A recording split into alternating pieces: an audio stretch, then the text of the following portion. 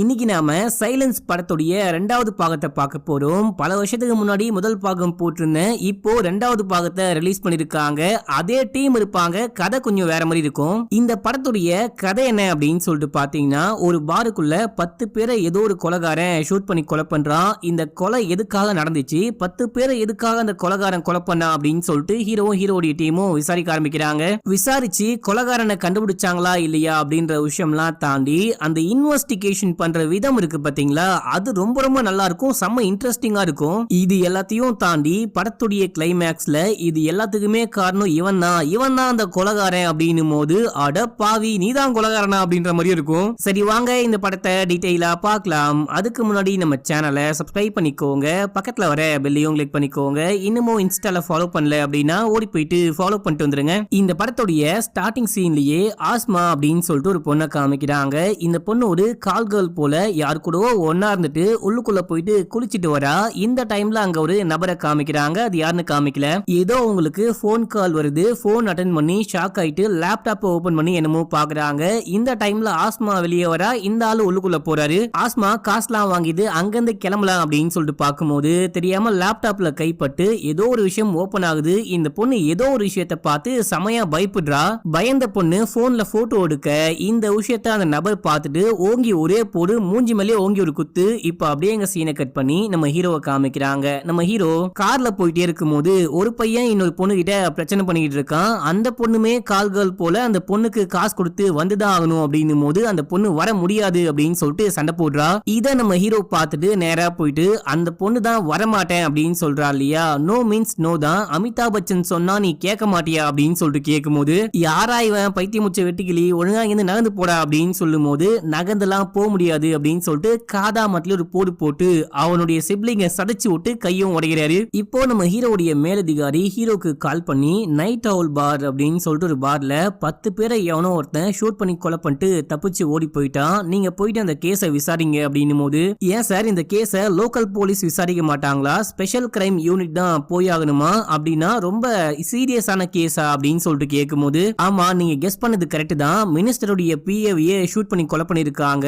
ஒருவேளை கொலைகாரன் அந்த பிஏவை கொலை பண்ண தான் வந்திருக்கான் போல. பிஏவை கொலை பண்ணிட்டு கூட இருந்த எல்லாரையுமே கொலை பண்ணிட்டு போயிட்டான் அப்படின்னு சொல்லிட்டு முதல் கட்டமா நான் யோசிக்கிறேன். நீங்க போயிட்டு விசாரிச்சு உண்மையை கண்டுபிடிச்சு சீக்கிரமா எனக்கு தகவல் கொடுங்க அப்படின்னும் போது, இதோ கிளம்பிட்டோம் சார் அப்படின்னு சொல்லிட்டு ஹீரோடைய டீமும் கிளம்பி அந்த நைட் ஹவுல் பாருக்கு போறாங்க. உள்ளுக்குள்ள போயிட்டு பார்த்தா எல்லாமே உடைஞ்சிருக்கு. பெருசா இந்த சீனை காட்ட முடியாது, எங்க பார்த்தாலும் டெட் பாடியா இருக்கும். ஸ்டார்டிங் சீன்ல ஆஸ்மா அப்படின்னு சொல்லிட்டு ஒரு பொண்ணை காமிச்சாங்க பாத்தீங்களா, அந்த பொண்ணுமே இங்க ஷூட் அவுட்டால இறந்து போய் கிடக்குறா. உள்ளுக்குள்ள போயிட்டு நம்ம ஹீரோ சிசிடிவி கேமரா ஃபுட்டேஜ்லாம் டீம் கிட்ட சொல்லி கலெக்ட் பண்ண சொல்றாரு. அது மட்டும் இல்லாம ஆக்சுவலா என்ன விஷயம் தான் நடந்திருக்கும் அப்படின்னு சொல்லிட்டு யோசிச்சு பாக்குறாரு. திருட்டு பையன் தான் உள்ளுக்குள்ள வந்திருக்கான். முதல்ல கேஷ் கவுண்டர்ல இருந்த ஆளை ஷூட் பண்ணிட்டு கேஷ் எல்லாம் ஆட்டையை போட்டு, அதுக்கப்புறம் தான் மினிஸ்டருடைய பிஏவை ஷூட் பண்ணிட்டு, அடுத்தது கூட இருக்க எல்லாரையுமே டப்புன்னு ஷூட் பண்ணி கொலை பண்ணிருக்கான். இந்த விஷயம் தான் நடந்திருக்க வாய்ப்பு இருக்கு அப்படின்னு சொல்லிட்டு டெட் பாடியுடைய பாக்கெட்ல இருந்து போனு, பர்ஸ் அந்த மாதிரி விஷயங்கள்லாம் எடுக்க ஆரம்பிக்கிறாங்க. அப்பதான் ஐடென்டிஃபை பண்ண முடியும் அப்படின்னு சொல்லிட்டு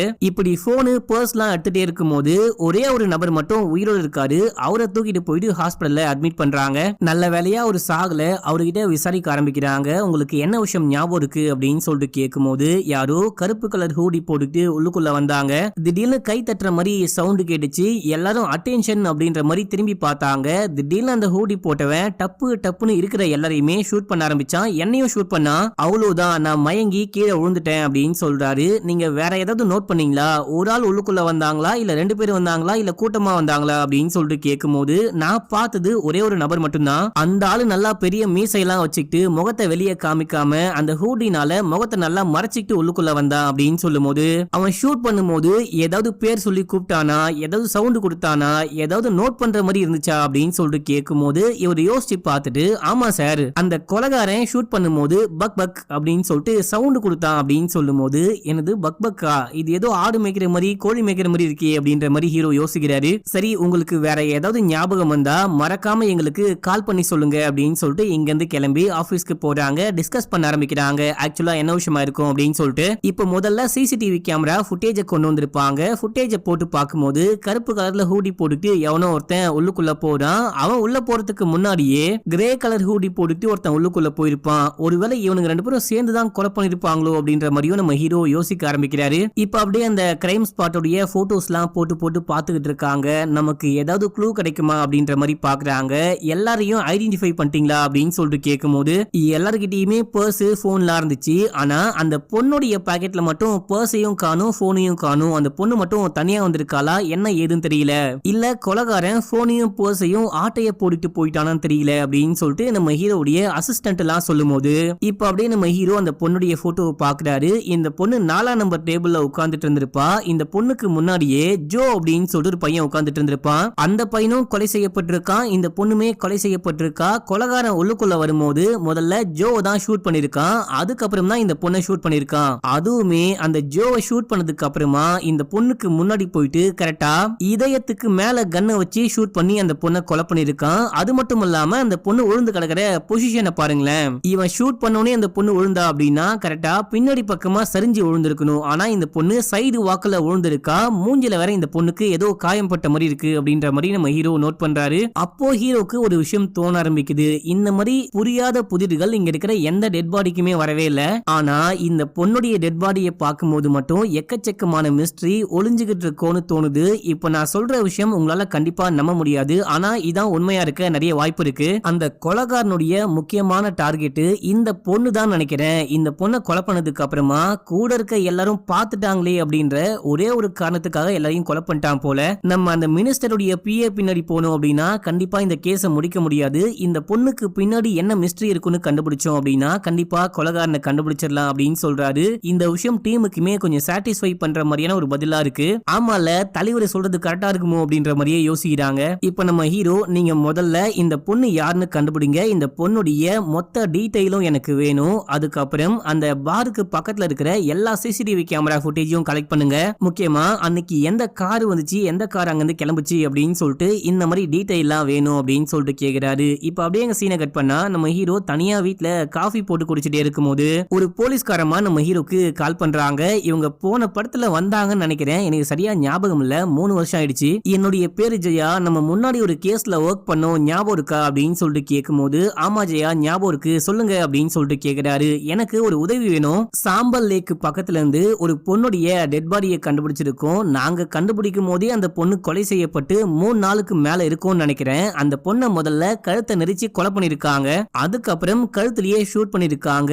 இதே போல ஒரு கேஸை இதுக்கு முன்னாடி நம்ம விசாரிச்சோம். ஒருவேளை இந்த கேஸ்ல அதே கொலைகாரம் சம்பந்தப்பட்டிருப்பானோ, இல்ல அப்படின்னா அந்த கொலைகாரம் மாதிரியே கொலை பண்ணக்கூடிய ஏதாவது காப்பி கட் கில்லர் இந்த விஷயத்த பண்றானா அப்படின்னு சொல்லிட்டு சரியா புரியல. உங்க உதவி வேணும் அப்படின்னு சொல்லிட்டு கேட்கும்போது நீங்க முதல்ல அந்த கேஸோடைய டீடைல்லாம் எனக்கு சென்ட் பண்ணி விடுங்க, நான் பார்த்துட்டு சொல்றேன் அப்படின்றாரு. இப்ப அப்படியே எங்க சீன் கட்டாது. நம்ம ஹீரோ கிளம்பி ஆபீஸ்க்கு போறாரு. ஹீரோடைய அசிஸ்டன்ட் அந்த பொண்ணுடைய டீடைல கண்டுபிடிச்சாச்சு. அந்த பொண்ணுடைய பேரு ஆஸ்மா கான். அந்த பொண்ணுடைய ஆதார் கார்டை வச்சு அந்த பொண்ணுடைய வீட்டு அட்ரஸையும் கண்டுபிடிச்சாச்சு. அந்த பொண்ணு மும்பைல தனியா தான் வாழ்ந்துட்டு இருந்தா போல அப்படின்னு சொல்லும் போது வேற ஏதாவது கண்டுபிடிக்க முடியுதான்னு பாருங்க அப்படின்னு சொல்லிட்டு உள்ளுக்குள்ள போனா எக்ஸ்பர்ட்டோடைய சில ஒப்பீனியன்லாம் கூட வந்திருக்கு. அதாவது இந்த பொண்ணை எப்படி ஷூட் பண்ணிருப்பாங்க அப்படின்னு சொல்லிட்டு ஒரு 3D அனிமேஷன் பண்ணிருக்காங்க.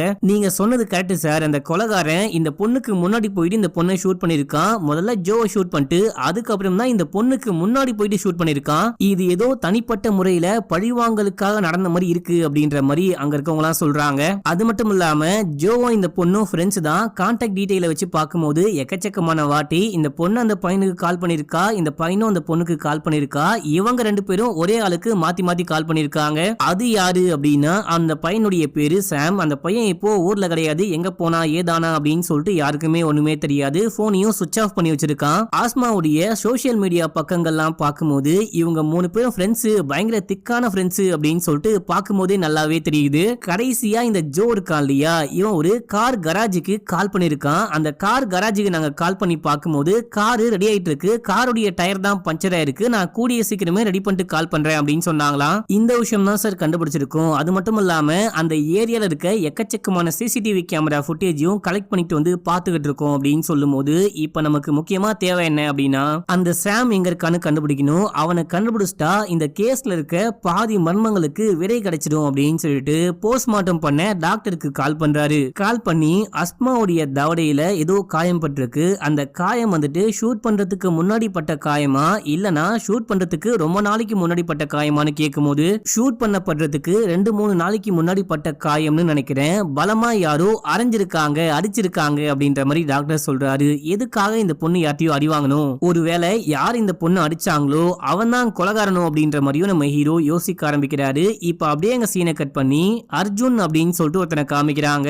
இவனுக்கு மனரீதியா சில கோளாறுகள் இருக்கு போல, பைத்தியகாரத்தனமா என்னமோ பண்ணிக்கிட்டு இருக்கான். இதே டைம்ல ஒரு சின்ன பொண்ணை காமிக்கிறாங்க. இந்த பொண்ணு நான் வீட்டுக்கு போனோம் அப்படின்னு சொல்லிட்டு அழுதுகிட்டு இருக்கா. அப்போ ரோசின்னு ஒரு பொண்ணு உள்ளுக்குள்ள போறா. உள்ளுக்குள்ள போயிட்டு இங்க பாரு, இதுக்கப்புறம் நீ இங்க தான் இருக்க போற, நான் சொல்றதான் கேட்கணும், நான் தான் உனக்கு அப்பா அம்மா நண்பி நண்பன் அப்படின்னு சொல்லிட்டு எல்லாமே நான் மட்டும்தான், நான் சொல்றத கேட்டு நடந்துக்கிட்ட அப்படின்னா உனக்கு நல்லது, இல்லனா செத்துருவ அப்படின்னு சொல்லிட்டு மிரட்டிட்டு வெளியே போறாங்க. கூடவே ஜப்பியா ஒரு ஆன்டி இருக்காங்க. இந்த ஆன்டி யாரு அப்படின்னா ரோசி ஆன்டியோடைய ஃப்ரெண்டு அசிஸ்டன்ட் அப்படின்ற மாதிரி தெரியுது. இப்ப அப்படியே எங்க சீனை கட் பண்ணா நம்ம ஹீரோடைய டீமும் இந்த 3 பேருடைய வீட்டையும் தேடி போறாங்க. முதல்ல சாமுடைய வீட்டுக்கு 2 போலீஸ் போயிட்டு பார்க்கும்போது அங்க சாமுக்கானும் வீடு பூட்டப்பட்டிருக்கு. பக்கத்து வீட்டு ஆன்டி இன்னமும் சாம் வரல, அவன் ஊருக்கு போயிருக்கான் அப்படின்னும் போது அங்க இருந்து கிளம்பிட்டாங்க. இந்த பக்கம் அப்படியே அஸ்மாவுடைய வீட்டுக்கு போயிட்டு பார்க்கும்போது அந்த பொண்ணுடைய வீடு ஓபன்லயே இருக்கு. கன்னோட உள்ளுக்குள்ள போறாங்க. உள்ள போயிட்டு பார்த்தா எல்லாமே கலைஞ்சு போயிருக்கு. யாரோ இந்த கதவை உடைச்சு உள்ளுக்குள்ள வந்து எதையோ தேடிட்டு போயிருக்காங்க அப்படின்ற மாதிரி புரிஞ்சுக்கிறாங்க. நமக்கு ஏதாவது கிடைக்குமா அப்படின்னு சொல்லிட்டு தேடும் போது இந்த லேடி போலீஸ் ஒரு விஷயத்த நோட் பண்றாங்க. எல்லாமே பயங்கர எக்ஸ்பென்சிவான Dress பேக் அந்த மாதிரி விஷயங்கள்லாம் இருக்கு. இந்த பொண்ணு ஒரு சாதாரண ஏழையான ஒரு பொண்ணு. இந்த மாதிரி டெக்கரேஷன் ஒர்க்லாம் பண்ணக்கூடிய ஒரு பொண்ணு. டெக்கரேஷன் ஒர்க்லாம் பண்ணி இந்த மாதிரி காஸ்ட்லியான பேக் காஸ்ட்லியான Dressலாம் வாங்க முடியுமா என்ன அப்படின்னு சொல்லிட்டு கேட்கும்போது மேபி ஒரு பணக்கார பாய் ஃப்ரெண்ட் இருக்க வாய்ப்பு இருக்கு அப்படின்ற மாதிரி ஹீரோ சொல்றாரு. இப்ப அப்படியே இந்த வீட்டை தரவா செக் பண்ணி பார்க்கும்போது ஒரு கிளினிக் உடைய பில்ல கண்டுபிடிக்கிறாங்க. கடைசியா இந்த பொண்ணு சாவறதுக்கு 2 நாளைக்கு முன்னாடி இந்த கிளினிக் போயிருக்கா. இந்த கிளினிக் போயிட்டு விசாரிச்சா கண்டிப்பா நமக்கு ஏதாவது தெரிய வர வாய்ப்பு இருக்கு அப்படின்னு சொல்லிட்டு நேரா அந்த கிளினிக் போயிட்டு அந்த டாக்டரை பார்த்து விசாரிக்க ஆரம்பிக்கிறாங்க. சாம் அப்படின்னு சொல்லிட்டு ஒரு பையனை காணோம் இல்லையா, அந்த பையனுடைய அங்கிள் தான் இந்த டாக்டர். அந்த பையன் தான் அஸ்மாக்கு அடிபட்டிருக்கு அப்படின்னு சொல்லிட்டு கூட்டிட்டு வந்தான். என்ன விஷயம் ஆச்சு அப்படின்னு சொல்லிட்டு கேட்கும்போது என்கிட்ட சரியாவே சொல்லவே இல்ல, யாரோ மூஞ்சில அடிச்சிட்டாங்க தாக்கிட்டாங்க அப்படின்னு மட்டும் தான் சொன்னாங்க. நானும் ட்ரீட்மெண்ட் பண்ணி அமுச்சு விட்டேன், அவ்வளவுதான் தெரியும். இப்போ அஸ்மாக்கு என்ன விஷயம் ஆச்சு அப்படின்னு சொல்லிட்டு கேட்டா அஸ்மாவும் ஜோவும் இறந்து போயிட்டாங்க. அவங்க 2 பேரையும் யாரோ ஷூட் பண்ணி கொலை பண்ணிட்டாங்க. அவங்க 2 பேரை பத்தி நாங்க தெரிஞ்சுக்கணும் அப்படின்னா சாம் கிட்ட மட்டும்தான் கேட்டு தெரிஞ்சுக்க முடியும். இப்போ சாம் எங்க போயிருக்கான் அப்படின்னு சொல்லிட்டு கேட்கும்போது சாம் கிளம்பி அவனுடைய சொந்த கிராமத்துக்கு போயிருக்கான் அப்படின்னு சொல்றாரு. எப்ப போனா அப்படின்னு சொல்லிட்டு கேட்டா அஸ்மா என்னைக்கு இறந்து போனாலோ அன்னைக்கு 4 மணிக்கு ஈவினிங் 4 மணிக்கு தான் ட்ரெயினா, அந்த ட்ரெயினுக்கு தான் போயிருக்க வாய்ப்பு இருக்கு அப்படின்ற மாதிரி சொல்றாரு. நான் திரும்பி வந்து அவங்களை கான்டாக்ட் பண்றேன் அப்படின்னு சொல்றாரு. இப்ப அப்படியே எங்க சீனை கட் பண்ணா நம்ம ஹீரோடைய டீமும் ஆஸ்மாவுடைய ஊர்ல இருக்க வீட்டை கண்டுபிடிச்சிட்டாங்க. அந்த கிராமத்துக்கே கிளம்பி போயிட்டு இந்த மாதிரி ஆஸ்மா இறந்து போயிட்டா அப்படின்னு சொல்லிட்டு தகவல் சொல்லும் போது ஆஸ்மாவுடைய அம்மா சமயம் அழுகுறாங்க. ஒரு டீம் உள்ளுக்குள்ள போயிட்டு ஏதாவது நமக்கு வீட்ல இருந்து க்ளூ கிடைக்குமா அப்படின்னு சொல்லிட்டு சர்ச் பண்ணும்போது கடைசியா ஆஸ்மா கிட்ட இருந்து ஒரு கொரியர் வந்திருக்கு. அந்த கொரியருக்குள்ள என்ன விஷயம் இருக்கு அப்படின்னு சொல்லிட்டு பார்த்தா ஒரு பென்ட்ரைவ் இருக்கு. இந்த பென்ட்ரைவை லேப்டாப்ல சொருவி உள்ளுக்குள்ள ஏதாவது இருக்கா அப்படின்னு சொல்லிட்டு பார்க்கும்போது ஒரு போட்டோ இருக்கு. ஆஸ்மா ஸ்டார்டிங் சீன்ல ஒரு லேப்டாப்ல எதையோ பார்த்து ஷாக் ஆயிட்டு போட்டோ கிளிக் பண்ணா பாத்தீங்களா, அது ஒரு டெட் பாடியோட போட்டோ. இந்த டெட் பாடியை பத்தி நம்ம ஹீரோ கிட்ட ஜெயா கூட கேட்டிருப்பாங்க. இந்த போட்டோவை பார்த்தோன்னே ஆஸ்மா இந்த விஷயத்த பார்த்திருக்கா போல. ஆஸ்மா வந்துட்டு ஒரு கால் கேர்ள் அப்படின்ற மாதிரி கண்டுபிடிச்சிட்டாங்க. ஏதோ ஒரு கஸ்டமர் வீட்டுக்கு போகும்போது தான் இந்த பொண்ணு இந்த விஷயத்த பார்த்திருக்கா போல. லேப்டாப்ல பார்த்துட்டு போன்ல போட்டோ எடுத்து வச்சிருக்கா. வெயிட் பண்ணு நான் இதுக்கு முன்னாடியே இதே போல ஒரு போட்டோ பார்த்திருக்கேன் அப்படின்னு சொல்லிட்டு போன் எடுத்து வாட்ஸ்அப் ஓபன் பண்ணி அந்த போட்டோவை பார்க்கும்போது இப்போ இந்த லேப்டாப்ல இருக்க போட்டோ இருக்கு பாத்தீங்களா, இது வந்துட்டு கொலை பண்ணி தூக்கி போட்ட மாதிரி இருக்கு. நம்ம ஹீரோ கிட்ட இருக்கிற போட்டோல அந்த பொண்ணை கழுத்தை நெரிச்சு கொலை பண்ணதுக்கு அப்புறமா கழுத்திலேயே ஷூட் பண்ணிருக்காங்க. அந்த மாதிரி ஒரு போட்டோ இருக்கு. என்னுடைய கெஸ் கரெக்ட் அப்படின்னா ஆஸ்மாவுடைய கஸ்டமர் தான் இந்த பொண்ணை கொலை பண்ண கொலைகாரன். இதே கொலைகாரன் தான் ஆஸ்மாவையும் கொலை பண்ணிருக்கான் போல அப்படின்னு சொல்லிட்டு ஹீரோ சொல்றாரு. இத பத்தி இன்னும் டீடைல் கலெக்ட் பண்ணும் அப்படின்னு சொல்லிட்டு கிளம்புறாங்க. இதே டைம்ல சாம் ஊருக்கு போனா பாத்தீங்களா, அந்த பையன் இந்த ஊருக்கு வந்துட்டான் அப்படின்னு சொல்லிட்டு தகவல் கிடைச்சி நேரா போயிட்டு விசாரிக்க ஆரம்பிக்கிறாங்க. அந்த பையனும் பொண்ணும் உன்னுடைய ஃப்ரெண்ட்ஸா அப்படின்னு சொல்லிட்டு கேட்கும்போது ஆமா அப்படின்னு சொல்லிட்டு பையன் சமயம் அழுக ஆரம்பிக்கிறான். அழுகாத தம்பி, நாங்க கேட்கிற கேள்விக்கு கொஞ்சம் கரெக்டா ஆன்சர் பண்ணு.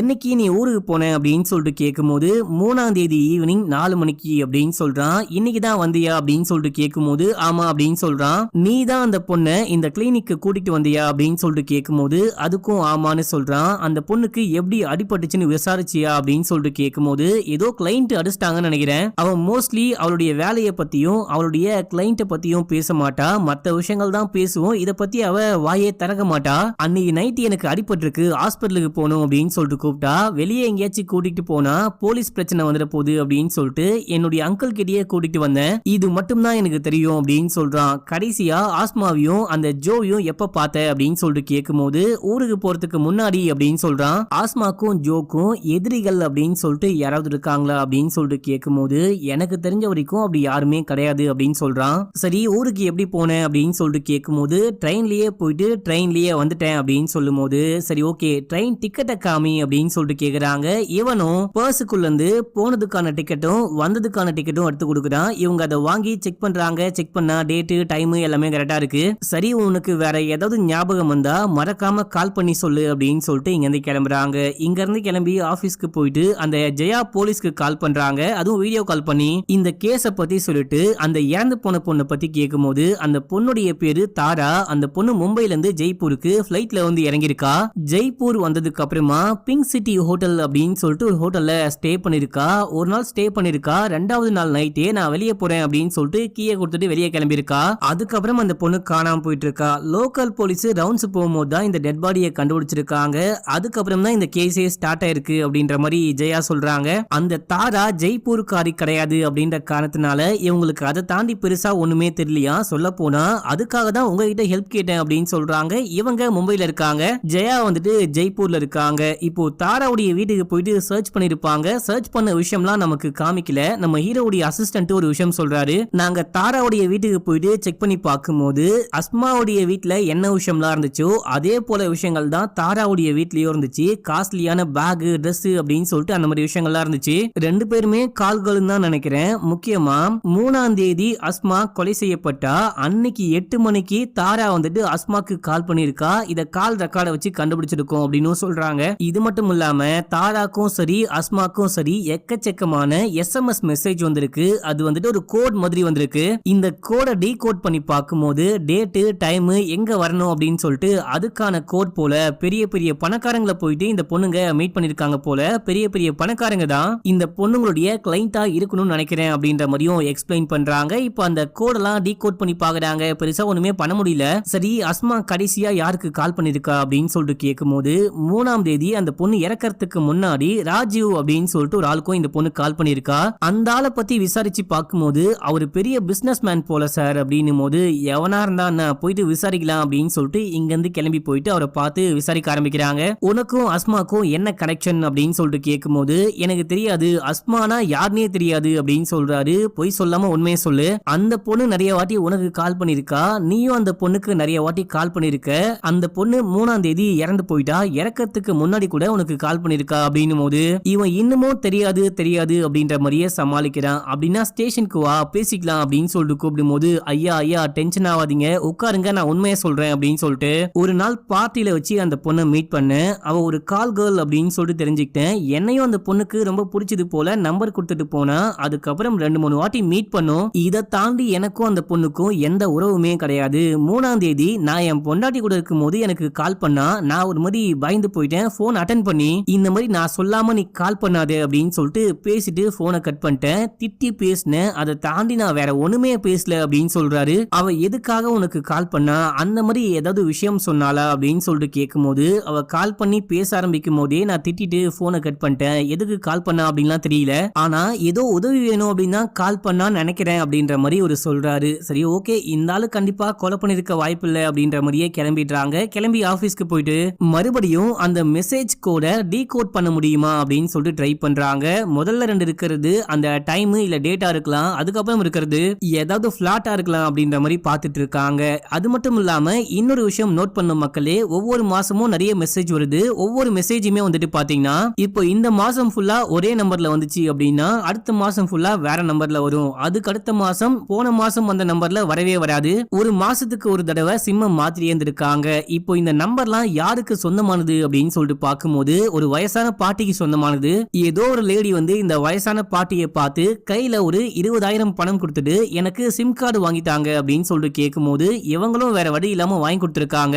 அந்த பாட்டிக்கு இதை தவிர வேற ஒண்ணுமே தெரியாது. அந்த பாட்டி கிட்ட வேற எதுவும் விசாரிக்கவும் முடியல. அவங்க உட்கார்ந்தபடியே இருக்காங்க. ரொம்ப வயசான பாட்டி, உடம்புக்கு முடியாதவங்க அப்படின்னு சொல்லிட்டு விசாரிச்ச அசிஸ்டன்ட் சொல்றாரு. இப்போ இந்த விஷயம்லாம் வச்சு நம்ம ஹீரோ ஒரு கால்குலேஷன் போட ஆரம்பிக்கிறாரு. இது எல்லாத்துக்குமே ஒரு புரோக்கர் பின்னாடி இருக்கான். அவன் இருந்துட்டு தான் இந்த பிசினஸ் பண்ணிட்டு இருக்கான், அவன் பேரு வெளியே தெரியக்கூடாது. அது மட்டும் இல்லாம பெரிய பெரிய பணக்காரங்களுக்கு தான் இந்த சின்ன பொண்ணுங்களை அந்த புரோக்கர் அமுச்சு வைக்கிறான் இல்லையா, அந்த பணக்காரங்களை பத்தியும் தகவல் தெரியக்கூடாது, எங்க மீட் பண்றாங்க அப்படின்னு சொல்லிட்டு அந்த விஷயமும் தெரியக்கூடாது அப்படின்னு சொல்லிட்டு எல்லாத்தையுமே பக்காவா பிளான் பண்ணிட்டு இருக்காங்க அப்படின்ற விஷயத்த நம்ம ஹீரோ புரிஞ்சுக்கிறாரு. இந்த எல்லாத்துக்கும் பின்னாடி எந்த புரோக்கர் இருக்கானோ அவன் தான் கொலகாரன் அப்படின்ற மாதிரியும் யோசிக்கிறாரு. இப்போ நம்ம ஹீரோவுடைய அசிஸ்டன்ட் இன்னொரு விஷயம் கண்டுபிடிச்சிருப்பாங்க. அஸ்மா வந்துட்டு பாத்தீங்கன்னா சாகர் அன்னைக்கு அந்த 3ஆம் தேதியே ஒரு ஃப்ரெண்டுக்கு மெசேஜ் பண்ணிருப்பா, ஒரு முக்கியமான விஷயம் பேசணும், என்ன வந்து மீட் பண்ணு அப்படின்னு சொல்லிட்டு மெசேஜ் பண்ணிருப்பா. இப்போ அந்த பொண்ணை கண்டுபிடிச்சிட்டாங்க, அந்த ஃப்ரெண்டுக்காரியை கண்டுபிடிச்சு போயிட்டு பேச ஆரம்பிக்கிறாங்க. ஸ்டார்டிங்லயே நம்ம ஹீரோ ஒரு விஷயம் கேக்குறாரு, நீலாம் எதுக்குமா இந்த பிசினஸ் பண்ணிக்கிட்டு இருக்க,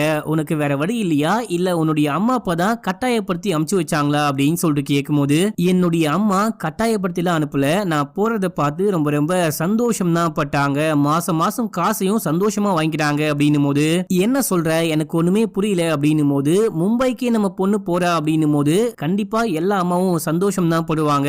எனக்கு அப்போ 15-16 வயசு இருக்கும், ஒரு பொண்ணும் ஆணும் வந்தாங்க, வந்தவங்க நாங்க சினிமா ஷூட்டிங் பண்ண போறோம், ஆடிஷனுக்காக உங்க பொண்ணை கூட்டிட்டு போறோம், ஆடிஷன்ல உங்க பொண்ணு செலக்ட் ஆயிட்டா அப்படின்னா உங்க பொண்ணு மிகப்பெரிய நடிகையா மாற முடியும், கோடி கோடியா பணம் சம்பாதிக்க முடியும் அப்படின்னும் போது எனக்கு விருப்பமே இல்லனா கூட என்னுடைய அம்மா என்ன அமுச்சு வச்சுட்டாங்க, இங்க நானும் ஆடிஷன் தான் பண்ண போறாங்க அப்படின்னு சொல்லிட்டு நம்பி வந்தேன், ஆனா என்ன சதைச்சிட்டாங்க, என் வாழ்க்கையவே நாசம் பண்ணிட்டாங்க, இங்க வந்தா யாரு பேசுறா எதுக்கு பேசுறா அப்படின்னே தெரியாது, போன் பண்ணி பேசுவாங்க, இதான் உன்னுடைய வேலை, இதுக்கப்புறம் இந்த வேலையை தான் நீ பண்ண போற, ஆனா நாங்க உனக்கு சந்தோஷமான ஒரு வாழ்க்கையை கொடுக்க போறோம், நீ கிராமத்துல கஷ்டப்பட்டு ஒரு வாழ்க்கையை வாழ்ந்துட்டு இருந்த இல்லையா, ஆனா மும்பை சிட்டிக்குள்ள ஒரு பெரிய வீட்டுல நீ வாழுவ, நேரத்துக்கு நேரம் சாப்பாடு, எக்கச்சக்கமான பணம், ஆடம்பரமான வாழ்க்கையை வாழ முடியும் அப்படின்னு சொல்லும் போது அதுக்கப்புறம் எனக்கே இந்த வாழ்க்கை பழகி போச்சு அப்படின்ற மாதிரி இந்த பொண்ணு சொல்றா. சரி 3ஆம் தேதி சாவறதுக்கு முன்னாடி அஸ்மா எதுக்காக உனக்கு மெசேஜ் பண்ணா, நீயும் அஸ்மாவும் சேர்ந்துட்டு ஏதோ ஒரு பிளான் பண்ணிருக்கீங்க,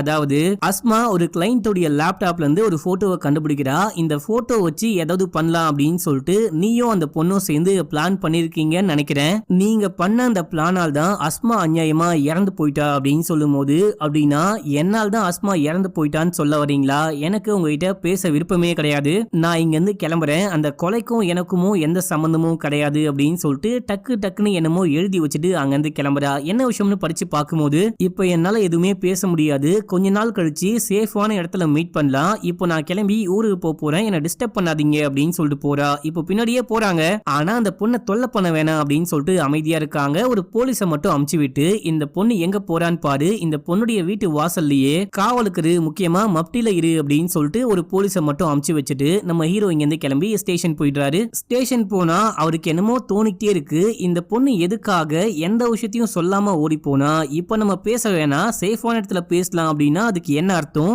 அப்படின்னா அந்த பொண்ணை யாரோ கண்காணிச்சுக்கிட்டு இருக்காங்களோ அப்படின்னு சொல்லிட்டு இத பத்தியே யோசிச்சுட்டு இருக்காரு. டைமே 10 ஆயிடுச்சு. இங்க இருந்து கிளம்பி அந்த பொண்ணுடைய வீட்டுக்கு போறாரு. கீழே இருக்க போலீஸ் கிட்ட அந்த பொண்ணு எத்தனை மணிக்கு வீட்டுக்கு வந்தா அப்படின்னு சொல்லிட்டு கேட்கும்போது ஒரு 6:30 இருக்கும் சார் அப்படின்னு சொல்றாரு. அந்த பொண்ணு மேல போனதுக்கு அப்புறமா கீழே வந்தாளா, இல்ல அப்படின்னா அந்த பொண்ணை பார்க்க யாராவது போனாங்களா அப்படின்னு சொல்லிட்டு கேட்கும்போது, இல்ல சார் அந்த பொண்ணு மேல போனதுக்கு அப்புறமா யாருமே இந்த அபார்ட்மெண்ட்குள்ள போகவே இல்ல, 6:30 மணில இருந்து நான் எங்கேயுமே நகராம இங்கேயே தான் நிக்கிறேன் அப்படின்னு சொல்றாரு. நம்ம ஹீரோ பார்க்கும்போது விண்டோ ஓபன் ஆகாம க்ளோஸ்லயே இருக்கு, லைட்டும் ஆன் ஆகாம ஆஃப்லயே இருக்கு, அந்த பொண்ணு வந்ததுல இருந்து லைட் கூட ஆன் பண்ணவே இல்லையா அப்படின்னு சொல்லிட்டு கேட்கும்போது இல்ல அப்படின்னு சொல்றாரு. லைட்டே ஆன் பண்ணாம உள்ள உட்கார்ந்து அந்த பொண்ணு என்ன பண்ணுவா, ஏதோ சம்திங் ராங்கா இருக்கே அப்படின்னு சொல்லிட்டு நம்ம ஹீரோ வேகமா மேல போயிட்டு பார்க்கும்போது அந்த பொண்ணு இறந்து போய் கிடக்குறா. இப்போ ஃபாரன்சிக்ல இருந்து ஆள் வராங்க, போலீஸ் டீமும் வராங்க, விசாரிக்க ஆரம்பிக்கிறாங்க, இங்க இருக்க எவிடன்ஸ் எல்லாம் கைப்பற்ற ஆரம்பிக்கிறாங்க. அங்க வந்துட்டு பாத்தீங்கன்னா ஒரு தற்கொலை கடிதத்தை நோட் பண்றாங்க, நான் சாக போறேன், எனக்கு வாழ பிடிக்கல, அம்மா அப்பா என்ன மன்னிச்சுக்கோங்க அப்படின்னு மட்டும் எழுதி வச்சிருக்கா.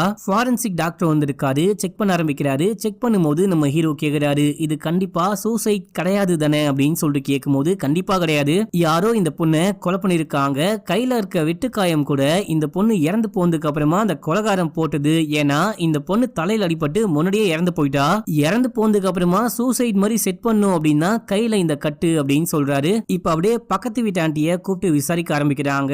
அவங்களும் இந்த பொண்ணும் செம க்ளோஸ் போல பயங்கரமா அழுகுறாங்க.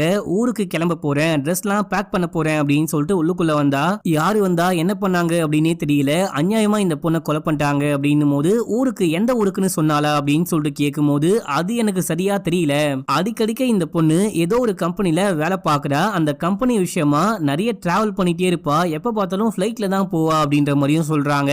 எனது அடிக்கடிக்க ஃபிளைட்ல டிராவல் பண்ணுவாளா, இதுவே போதுமே அப்படின்னு சொல்லிட்டு இந்த பொண்ணு எந்த ஊருக்கு ஃபிளைட் புக் பண்ணிருக்கா அப்படின்னு சொல்லிட்டு பார்க்கும்போது ஜெய்ப்பூருக்கு போதான் ஃபிளைட் புக் பண்ணிருக்கா. அது மட்டும் இல்லாம வீட்ல இருந்து ஒரு டைரியை கண்டுபிடிச்சு கொண்டு வந்திருப்பாங்க. அடுத்த ஒரு மாசத்துக்கு இந்த பொண்ணு என்ன பண்ண போறேன், எங்க போறேன், யாரை மீட் பண்ண போறேன் அப்படின்ற மாதிரி எல்லாமே எழுதி வச்சிருக்கா. ஆனா இது எல்லாமே கோடா இருக்கு. முக்கியமா அந்த பொண்ணு ஊருக்கு போறானா அந்த ஊருடைய பேரை மட்டும் போட்டிருக்கா, பெரிய டீடைல் எதுவும் இல்ல.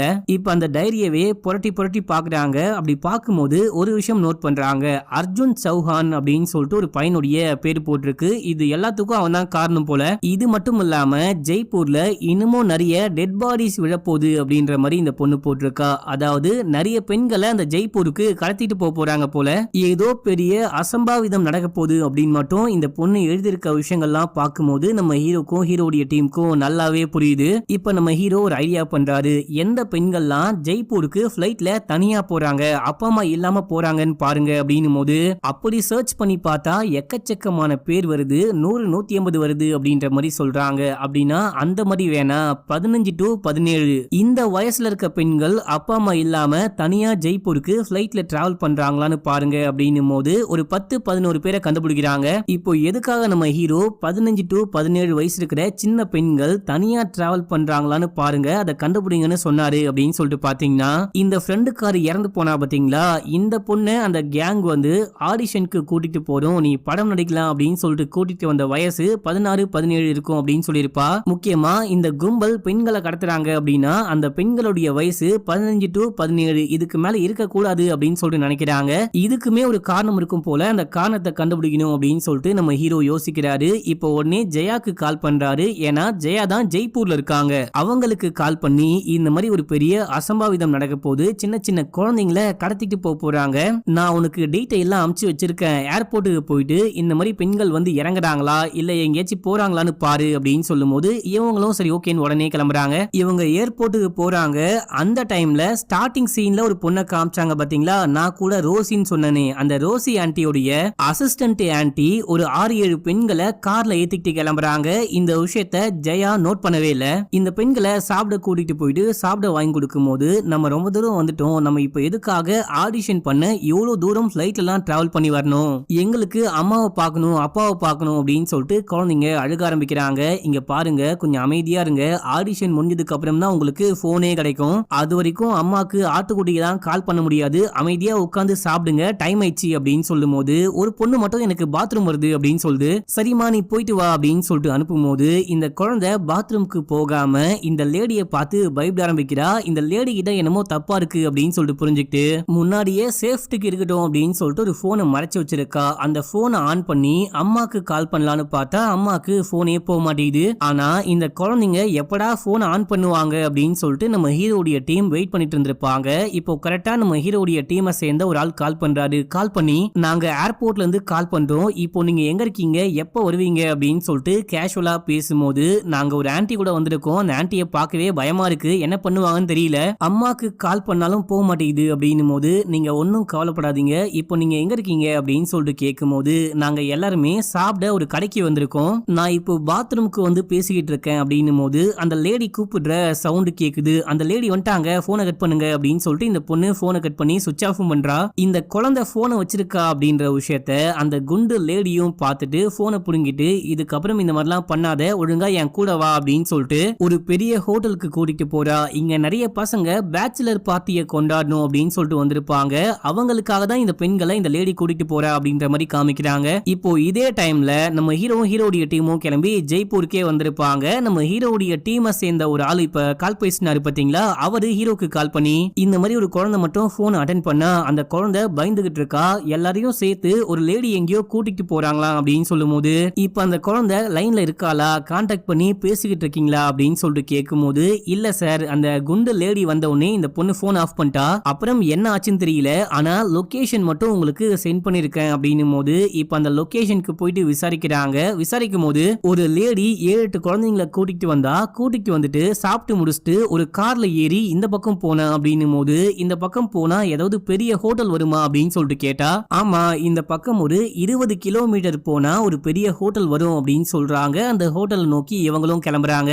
இப்ப அப்படியே சீனை கட் பண்ணி இந்த குழந்தை பொண்ணுங்களையும் அந்த குண்டு ஆன்ட்டியும் காமிக்கிறாங்க. இந்த ஆன்ட்டி அந்த ஹோட்டலுக்கு கூட்டிட்டு போயிட்டு நீ இந்த ரூம்ல இரு அப்படின்னு சொல்லிட்டு தனித்தனியா படுக்க வைக்கிறா. இன்னைக்கு நைட் இங்க தான் தூங்க போறீங்க அப்படின்னும் போது தனியா படுக்க எங்களுக்கு பயமா இருக்கும், நாங்க எல்லாருமே சேர்ந்து ஒன்னா இருக்கோம் அப்படின்னும் போது ஒன்னா இருந்தா எதுவுமே வேலைக்கு ஆகாது, ஆடிஷனுக்கு தானே வந்திருக்கீங்க, சொல்ற பேச்சை மட்டும் கேளுங்க அப்படின்னு சொல்லிட்டு ரூம்குள்ள சாத்தி விட்டு ரூமை லாக் பண்றா. இப்போ அந்த வெறி பிடிச்சவனுங்களும் உள்ளுக்குள்ள போயிட்டு இந்த பொண்ணுங்களை ரேப் பண்ண பாக்குறாங்க. அந்த பொண்ணுங்க கத்தி கதற ஆரம்பிக்கிறாங்க. இந்த டைம்ல கரெக்டா நம்ம ஹீரோடைய டீமும் இந்த ஹோட்டலுக்கு வந்துட்டாங்க. ஹோட்டலுக்குள்ள போனோடனே இந்த பொண்ணுங்க அலற சவுண்ட் தான் கேக்குது. உடனே டீமோட உள்ளுக்குள்ள போறாங்க, கதவெல்லாம் உடைச்சி அந்த பொண்ணுங்களை காப்பாத்துறாங்க. இந்த பசங்களையும் அரெஸ்ட் பண்றாங்க, அந்த லேடியும் அரெஸ்ட் பண்றாங்க. இந்த லேடி மட்டும் இல்லாம இந்த லேடிக்கு மேல வந்துட்டு பாத்தீங்கன்னா ஒரு அங்கிள் இருப்பாரு, அந்த அங்கிளையும் கைது பண்றாங்க. இப்போ போலீஸ் உள்ளுக்குள்ள வந்தவனே இந்த லேடி அந்த அங்கிளுக்கு கால் பண்ணி சொல்லுவா. இந்த அங்கிள் என்ன பண்றான் அப்படின்னா அர்ஜுன் அப்படின்னு சொல்லிட்டு ஒரு பெரிய அங்கிள் இருக்காரு பாத்தீங்களா, அவருக்கு கால் பண்ணி சொல்ல அந்த ஆளு இருக்கிற இடத்தெல்லாம் காலி பண்ணிட்டு அங்கிருந்து கிளம்புறான். ஒரு பஸ் ஸ்டாண்டுக்கு போயிட்டு இவன் யூஸ் பண்ண போனு சிம்மு அப்படின்னு சொல்லிட்டு போலீஸ் எதெல்லாம் வச்சு இந்த அர்ஜுனை கண்டுபிடிப்பாங்களோ அந்த எல்லா விஷயத்தையுமே பப்ளிக் பிளேஸ் ஆன பஸ் ஸ்டாண்ட்ல தூக்கி போட்டு ஒரு கார்ல ஏறி கிளம்புறான் அப்படின்ற மாதிரி காமிக்கிறாங்க. இப்ப அப்படியே எங்க சீனை கட் பண்ணி நம்ம ஹீரோவை காமிக்கிறாங்க. நம்ம ஹீரோ அரெஸ்ட் பண்ணிட்டு வந்த எல்லாரையுமே விசாரிக்க ஆரம்பிக்கிறாரு. அந்த குழந்தைங்களுக்கு இந்த குண்டு ஆன்ட்டியை தவிர வேற யாரையுமே தெரியாது, இந்த ஆன்ட்டிக்கு அந்த தாடிக்காரனை தவிர வேற யாரையுமே தெரியாது. இந்த தாடிக்காரங்கிட்ட விசாரிக்கும் போது எனக்கு அர்ஜுன் கால் பண்ணுவான், அதை தாண்டி அவனை நேரெல்லாம் மீட் பண்ணதே கிடையாது, அவன் வாய்ஸ் ஒரு மாதிரி வித்தியாசமா இருக்கும், அவன் சொல்ற வேலையை நான் பார்ப்பேன், பொண்ணுங்களை அங்கிருந்து கூட்டிட்டு போ இங்கிருந்து கூட்டிட்டு போ அப்படின்னு சொன்னா கூட்டிட்டு போவேன், மாசம் எனக்கு கேஷா பணம் வந்து சேரும், அவன் சொல்றத பண்ணுவேன், எனக்கு பணம் வரும், இதை தாண்டி அவன் யாருன்னு கூட தெரியாது அப்படின்னும் போது எவ்வளோ நம்ம ஹீரோ அடிச்சு விசாரிச்சு பாக்குறாரு. நான் பார்த்தது கிடையாது, அவன் யாருன்னு தெரியல அப்படின்னே சொல்றான். இதுக்கப்புறமும் இந்த பையனை விசாரிச்சு எந்த பிரயோஜனமும் கிடையாது அப்படின்னு சொல்லிட்டு நம்ம ஹீரோடைய டீம் அதுக்கப்புறம் அந்த குட்டி பொண்ணுங்க இவங்க எல்லாரையுமே கூப்பிட்டு நம்ம ஹீரோ மும்பைக்கு போயிடுறாரு. இந்த குட்டி பொண்ணுங்க எல்லாருமே மும்பையை சேர்ந்தவங்க தான் மக்களே. இப்ப நம்ம ஹீரோ ஸ்டேஷன் போறாரு. ஸ்டேஷன் போயிட்டு அந்த சிசிடிவி கேமராலாம் கலெக்ட் பண்ண சொன்னேன், ஃபுட்டேஜ் எல்லாம் கலெக்ட் பண்ணி பாத்தீங்களா, ஏதாவது சந்தேகப்படும்படியா இருக்கா அப்படின்னு சொல்லிட்டு கேட்கும்போது ஒரே ஒரு கார் மட்டும் சந்தேகப்படும்படியா இருக்கு. இந்த கார் தான் கரெக்டா 8 மணிக்கு மேல, அதாவது அஸ்மா கொலை செய்யப்பட்டதுக்கு அப்புறமா அந்த ஏரியால இருந்து கிளம்பி போன காரு. நிறைய கார் போச்சு, ஆனா இந்த கார்ல சம்திங் என்னமோ ராங் இருக்கு, அந்த கார்ல ஏதோ ப்ராப்ளம் இருக்கு போல, லைட் எரிஞ்சுக்கிட்டே போகுது பாருங்க, இதை வச்சுதான் இந்த கார்ல என்னமோ ப்ராப்ளம்னு கண்டுபிடிச்சேன் அப்படின்னு சொல்லும் போது இந்த காரை பார்த்தோன்னே நம்ம ஹீரோ ஏதோ ஒரு விஷயத்த கெஸ் பண்றாரு. என்ன விஷயம்னா இந்த கேஸை விசாரிச்சுக்கிட்டே இருக்கும் போது ஜோ வந்துட்டு தன்னுடைய காரை சர்வீஸ் பண்ணும் அப்படின்னு சொல்லிட்டு சர்வீஸ் சென்டர்ல விட்டுருப்பான். காரோடைய டயர் பஞ்சர் ஆயிடுச்சு, கூடிய சீக்கிரமே சரி பண்ணி தரும் அப்படின்ற மாதிரி அந்த பஞ்சர் கடைக்காரனும் பேசியிருப்பான். இந்த பேசினது யாரு அப்படின்னா ஹீரோடைய டீமை சேர்ந்தவங்க தான். ஜோ தான் இறந்து போயிட்டான். இறந்து போன ஜோ எப்படி காரை கொண்டுட்டு போயிட்டு கடையில விட முடியும் அப்படின்னு சொல்லிட்டு இப்பதான் இந்த விஷயம் நம்ம ஹீரோக்கு ஸ்ட்ரைக் ஆகுது, யோசிக்க ஆரம்பிக்கிறாரு. அப்படின்னா காரை கொண்டுட்டு போயிட்டு கடையில விட்டது ஜோ கிடையாது, சேமா தான் இருக்கணும் அப்படின்னு சொல்லிட்டு நேரா போயிட்டு சேம பிடிக்க போறாங்க. பயவுல தப்பிச்சு ஓட ட்ரை பண்றான். அவனை புடிச்சு ஸ்டேஷனுக்கு கூட்டிட்டு வந்து பொலன் பொழக்கிறாங்க. நீ என்னமோ மறைக்கிற உண்மையை சொல்ற அப்படின்னு போது யாரோ அர்ஜுன் அப்படின்னு சொல்லிட்டு கால் பண்ணாங்க. இந்த பொண்ணு என்ன வேலை பாக்குறா, எங்க போறா, எங்க வரா அப்படின்னு சொல்லிட்டு எல்லாமே நோட் பண்ணி சொல்லு, நான் சொல்ற மாதிரியான வேலையெல்லாம் நீ பார்த்த அப்படின்னா காசு தரேன் அப்படின்னு சொல்லிட்டு காசும் கொடுத்தாங்க. நானும் அர்ஜுன் சொல்ற எல்லா வேலையுமே பார்த்தேன், எனக்கு நிறைய பணம் வரும், திடீர்னு யாரோ கொண்டு வந்து கொடுப்பாங்க, இந்த பணம் எல்லாத்தையுமே நான் 2 பங்கா பிரிச்சு ஒரு அமௌண்ட்டை ஜெய்ப்பூருக்கு அமுச்சு விடுவேன், இன்னொரு அமௌண்ட்டை ஒரு அட்ரஸ்க்கு அமுச்சு விடுவேன் அப்படின்னு சொல்லிட்டு அட்ரஸ் சொல்லும் போது ஸ்டார்டிங் சீன்ல அஸ்மா ஒரு பணக்காரனை மீட் பண்ணா பாத்தீங்களா, அந்த பணக்காரனுடைய ஆபீஸோடைய அட்ரஸ் தான் கொடுக்குறாங்க. இது மட்டும் இல்லாம இந்த பையன் இன்னொரு விஷயமும் சொல்றான், அன்னைக்கு வந்துட்டு அஸ்மா என்கிட்ட பேசும்போது ஒரு பெரிய பணக்காரன் என்கிட்ட மாட்டிருக்கான், அவனை ஏமாத்தி எப்படியாச்சும் பணம் பறிக்க போறேன், பிளாக்மெயில் பண்ண போறேன், அதுக்கு என்ன ஹெல்ப் பண்றியான்னு கேட்டா நான் ஹெல்ப் பண்ண மாட்டேன், அந்த மாதிரி வேலைக்கெல்லாம் என்ன கூப்பிடாதே அப்படின்னு சொல்லிட்டேன். கரெக்டா அன்னைக்கு தான் நான் ஊருக்கு போலாம் அப்படின்னு சொல்லிட்டு கிளம்பி போயிட்டு ரயில்வே ஸ்டேஷன்ல வெயிட் பண்ணிட்டே இருக்கும் போது அர்ஜுன் கால் பண்ணாரு. கால் பண்ணி ஒரு முக்கியமான வேலை இருக்கு, நீ கிளம்பி நான் சொல்ற பாருக்கு போயிட்டு வெயிட் பண்ணு அப்படின்னும் போது இவனும் கிளம்பி அந்த பாருக்கு போறான். அங்க போனா அங்க அஸ்மாவும் ஜோ இருக்காங்க. டே மாப்பிள்ள சாம், நீ எங்கேயோ ஊருக்கு போறேன் அப்படின்னு சொல்லிட்டு கிளம்புன, என்ன போகாம திரும்பி வந்துட்ட அப்படின்னும் போது ஒரு வேலையா வந்தேன் அப்படின்னு சொல்லிட்டு உட்காந்து பேச ஆரம்பிக்கிறான். இந்த டைம்ல தான் அந்த கொலகார பையன் அர்ஜுன் உள்ளுக்குள்ள வரான். உள்ளுக்குள்ள வந்தவன் நேரா இந்த பொண்ணை ஷூட் பண்ணா கண்டிப்பா போலீஸ் இந்த பொண்ணை பின்தொடர்ந்து வந்து நம்மள கண்டுபிடிச்சிருவாங்க அப்படின்னு சொல்லிட்டு பாருக்குள்ள வந்தவனே கேஷியரை ஷூட் பண்றான். ரெண்டாவதா அந்த மினிஸ்டருடைய பிஏவை பார்த்தோன்னே பிஏவை ஷூட் பண்றான். மூணாவதா தான் அங்க இருக்க ஜோவை ஷூட் பண்ணிட்டு நாலாவதா அஸ்மாவை ஷூட் பண்ணலான்னு வரும்போது அஸ்மாக்கு முன்னாடி போயிட்டு நின்னு அவன் கையில கன்னை கொடுத்து ஷூட் பண்ணு அப்படின்னு போது அவன் ஷூட் பண்ண மாட்டான். என்னால முடியாது, என் ஃப்ரெண்டை என்னாலேயே ஷூட் பண்ண முடியாது அப்படின்னு சொல்லிட்டு ஷாம் பயப்படும் போது நானே ஷூட் பண்றேன் அப்படின்னு சொல்லிட்டு கன்னை வாங்கி நெஞ்சில வச்சு ஷூட் பண்ணிட்டு அதுக்கப்புறம் வந்துட்டு இந்த பொண்ணுடைய பாக்கெட்டை செக் பண்ணி போனு பர்ஸ்லாம் எடுத்துக்கிட்டு இந்த பொண்ணை கீழே தள்ளி விட்டு அவனை அப்படியே இழுத்துக்கிட்டு போயிட்டு வா போலாம் அப்படின்னு சொல்லிட்டு கூட்டிட்டு போறான். போற வழியில அர்ஜுன் இறங்கிட்டு நீ காரை கொண்டு போயிட்டு கராஜ்ல விட்டுரு அப்படின்னு சொல்லிட்டு கிளம்பி போயிருக்கான். இந்த விஷயம் தான் ஆச்சு. சத்தியமா அந்த அர்ஜுன் வந்து என் ஃப்ரெண்ட்ஸையே கொலை பண்ணுவான் அப்படின்லாம் தெரியவே தெரியாது. இதான் உண்மை அப்படின்னும் போது அத்தனை பேரை கொலை பண்ண அர்ஜுன் எதுக்காக உன்னை மட்டும் உயிரோட விட்டான்? அது மட்டும் இல்லாம நீ அர்ஜுனுடைய முகத்தை பார்க்கவே இல்லையா அப்படின்னு சொல்லிட்டு கேட்கும் போது பார்க்கவே இல்ல, ஏன் என்ன கொலை பண்ணல அப்படின்னு தெரியல அப்படின்னு சொல்லும் போது சரி ஓகே அந்த பணக்காரனையாச்சும் போயிட்டு விசாரிக்கலாம் அப்படின்னு சொல்லிட்டு போறாங்க. அங்க போயிட்டு விசாரிச்சு பார்க்கும்போது அர்ஜுன் யாரு அப்படின்னா அந்த பணக்காரனுடைய மச்சின, அதாவது பொண்டாட்டியோடைய தம்பி. இவனை அரெஸ்ட் பண்ணலான்னு பார்க்கும்போது இவனுக்கு பைத்தியம் முடிச்சிருக்கு, போலீஸ் வந்திருக்காங்க அப்படின்னே தெரியல. ஒரு மாதிரி வித்தியாசமா பேசிட்டே இருக்கான். அஸ்மா கொலை செய்யப்பட்ட அன்னைக்கு இவன் எங்க இருந்தான் அப்படின்னு சொல்லிட்டு கேட்கும்போது இவன் கம்பெனிக்குள்ளேயே தான் இருப்பான், கம்பெனியை விட்டு வெளியே கூட போக மாட்டான், ஏன்னா இவனுக்கு மன ரீதியா சில கோளாறுகள் இருக்கு அப்படின்னு சொல்லிட்டு அந்த ஆபீஸ்ல விசாரிக்கும் போது சில பேர் சொல்றாங்க. இதெல்லாம் நம்பாம இவனை கூட்டிட்டு போயிட்டு விசாரிக்கிறாங்க, ஒன்னும் வேலைக்காவல. அப்ப நம்ம ஹீரோ ஏதோ ஒரு விஷயத்த கண்டுபிடிச்சிட்டாரு போல. மறுபடியும் டீமோட இங்கிருந்து கிளம்புறாரு. கிளம்பி போயிட்டு அந்த பணக்காரனுடைய மனைவியை அரெஸ்ட் பண்றாரு. நீ தான் இது எல்லாத்துக்குமே காரணம், நீ தான் தம்பியுடைய பேரை வச்சு இவ்வளவு விஷயமும் பண்ணிட்டு இருக்க அப்படின்னு சொல்றாரு. ஏன்னா அந்த தம்பியோட ரூம்ல இருந்து போனு சிம்லாம் கண்டுபிடிச்சிருப்பாங்க. ஆனா அவனுக்கு தான் மென்டலி நிறைய ப்ராப்ளம் இருக்கு இல்லையா, அவனால இந்த விஷயத்த கண்டிப்பா பண்ண முடியாது. அந்த குற்றவாளி இங்க தான் இருக்கான்னு யோசிச்சு டிஎன்ஏ டெஸ்ட்லாம் பண்ணி பார்த்திருப்பாங்க.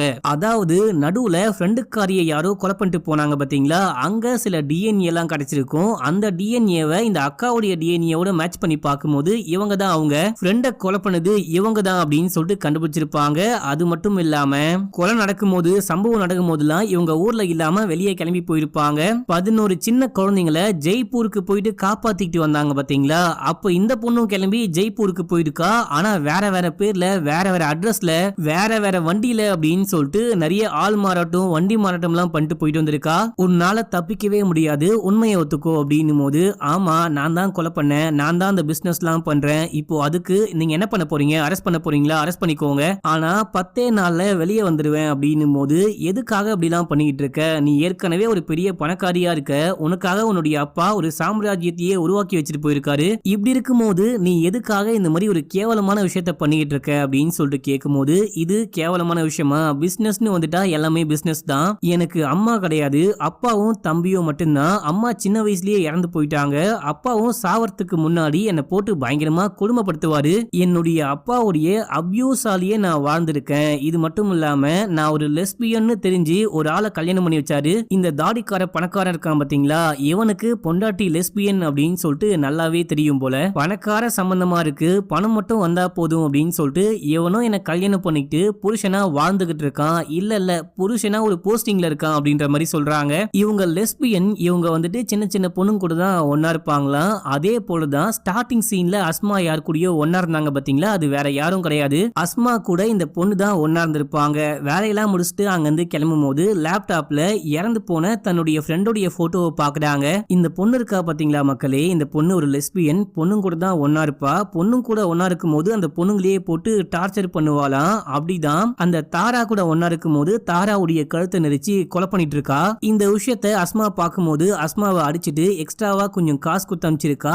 இது வரைக்கும் இந்த பொண்ணு வந்துட்டு தனியா ஒரு கஸ்டமர் அப்படின்ற மாதிரி தான் அஸ்மாக்கு தெரியும். ஆனா இந்த கேங்குக்கு பின்னாடி இருக்கிற பெரிய மூளை இவ தான் அப்படின்ற விஷயம் அஸ்மாக்கு தெரியவே தெரியாது. அதனால இவ என்ன பண்றா அப்படின்னா தன்னுடைய ஃப்ரெண்டு கூட சேர்ந்துட்டு ஒரு பிளான் பண்றா, இந்த பொண்ணை ஏமாத்தி நம்ம பணம் பறிக்கலாம், இந்த பொண்ணு ஒரு பெரிய பணக்காரி அப்படின்னு சொல்லிட்டு நல்லாவே தெரியும், இந்த பொண்ணை பிளாக்மெயில் பண்ணி பணம் பறிக்கலாம் அப்படின்னு சொல்லிட்டு ட்ரை பண்ணிருக்காங்க. இதனால தான் இந்த பொண்ணு காண்டாயிட்டு கொலை வரைக்கும் போனது. இப்ப எதுக்காக இந்த பொண்ணு இந்த தொழில் பண்றா அப்படின்னு சொல்லிட்டு பாத்தீங்கன்னா அப்பா வந்துட்டு இறந்து போறதுக்கு முன்னாடி எல்லா சொத்தையுமே தம்பி பேர்ல, பைத்தியமான தம்பி பேர்ல எழுதி வச்சுட்டு எனக்கு பிடிக்காத வாழ்க்கைய ஒரு பிடிக்காத கணவனை கல்யாணம் பண்ணி வச்சுட்டு இறந்து போயிட்டாரு, எனக்கு என்னுடைய சந்தோஷம் முக்கியம், அது மட்டும் இல்லாம எனக்குன்னு தனியா ஒரு பிசினஸ் வேணும் அப்படின்னா மாசம் 50 லட்சம் 30 லட்சம் கிடைக்கிற மாதிரி இந்த பிசினஸ் நான் பண்ணிக்கிட்டு இருக்கேன் அப்படின்னு சொல்லிட்டு அங்க இருந்து ஓட ஆரம்பிக்கிறா. அடியே எங்கடி ஓடுற அப்படின்னு சொல்லிட்டு பின்னாடியே போனா, இதுக்கப்புறம் நான் வாழ்ந்து என்ன பண்ண போறேன், என்னுடைய சந்தோஷமான வாழ்க்கைய நான் ஜெயிலுக்குள்ள கழிக்க விரும்பல, நான் சாவுறேன், அடுத்த ஜென்மத்துல இதே போல ஒரு வாழ்க்கைய வாழ போறேன் அப்படின்னு சொல்லிட்டு எகிரி குதிக்கிறா. அவ்வளவுதான் அந்த பொண்ணு இறந்து போயிட்டா. இதோட படமும் முடியுது. உங்கள யாராவது கெஸ் பண்ணீங்களா இதுக்கு பின்னாடி பின்னாடி இருக்கிறது ஒரு பொண்ணு தான் இந்த விஷயம்லாம் பண்ணுவான்னு கெஸ் பண்ணீங்களா அப்படின்னு சொல்லிட்டு மறக்காம கீழே கமெண்ட் பண்ணுங்க. இந்த படம் பிடிச்சதா இல்லையா அப்படின்னு சொல்லுங்க. முக்கியமா நான் நல்லா எக்ஸ்பிளைன் பண்ணனா அப்படின்னு சொல்லிட்டு ஸ்டார் ரேட்டிங் கொடுங்க. இன்னமும் சப்ஸ்கிரைப் பண்ணாம பாக்குறீங்க அப்படின்னா பண்ணிக்கோங்க. பக்கத்துல வர பெல்லையும் கிளிக் பண்ணிக்கோங்க. இன்ஸ்டால ஃபாலோ பண்ணாம இருக்கீங்க அப்படின்னா ஓடி போயிட்டு ஃபாலோ பண்ணிட்டு வந்துருங்க. ஓகே மக்களே, பாய்.